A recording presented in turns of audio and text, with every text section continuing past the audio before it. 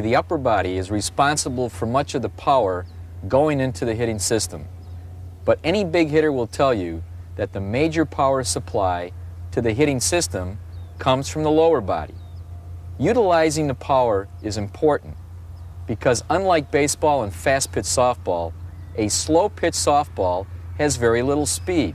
Therefore, it's up to the hitter to generate all the momentum of the ball coming off the bat. So learn to maximize your power potential by using the lower body. Also, it's important to note that the lower body mechanics all work in synchronization with the upper body. A good hitting system is built around a solid center core. Here's what I mean by that. The center core is the trunk of the body, that is from here to here. The power of the core is keyed by the abdominal muscles.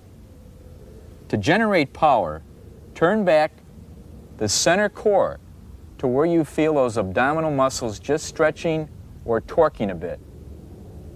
This gives you the feeling of being coiled and ready to release. This backward motion will create a stronger forward motion. Watch Mike here as he turns back the center core to generate greater power. At point of contact, he releases and throws his belly button at the pitcher. From this position, I have very little momentum when I swing.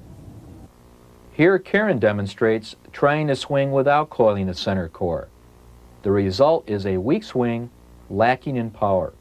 But if I turn back here, I can generate much more power. Here's an illustration to help you remember this. When pulling back a bowstring, you're storing up potential energy. If you release from here, the arrow won't go very far. As you pull farther back, the potential energy increases, and so does the kinetic energy when the arrow is released. You'll see the same thing happen in Scott's swing. He's turning back, using the abdominals, and the center core is storing up potential energy, just like pulling back a bow.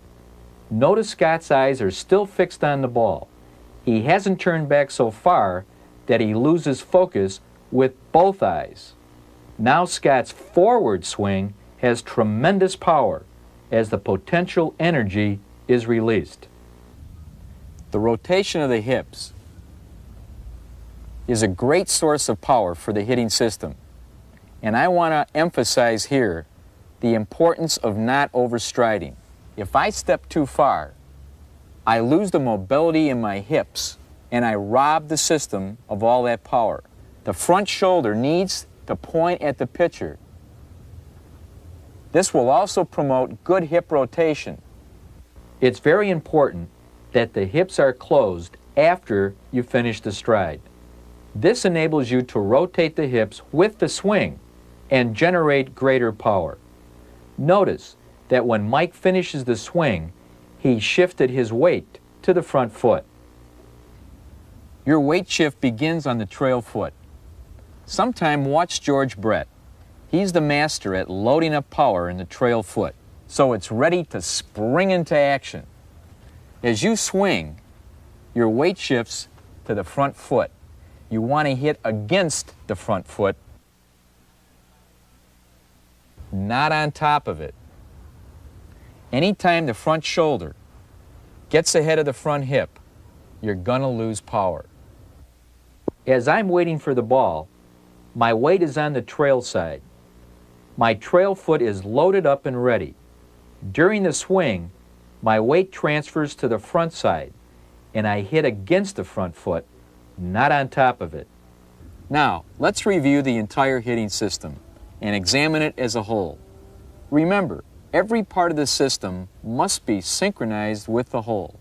If you leave something out, you're robbing the system. Mike begins with a balanced, comfortable stance with good head discipline. Both eyes are focused on the pitcher and the head is still. The front shoulder is also at the pitcher. The back shoulder is on top, and notice, the lead elbow is lined up with the belly button, and he's holding the angle. As Mike loads up power in his back foot, he takes a controlled stride, still holding the angle, driving his front shoulder down toward the ball. He has stretched the abdominals and is now coiled and ready to release. His hips rotate as he shifts the weight against the front foot, and he keeps the straight line for a smooth, fluid swing. Both eyes follow the ball to point of contact and then the wrist release. Notice Mike's excellent extension and follow-through. The art of hitting is truly a network of body parts in motion, all working together to achieve a fluid, smooth swing. If you effectively apply the component parts of a good swing, you will hit the ball harder and farther. Even an old guy like me occasionally can take one downtown.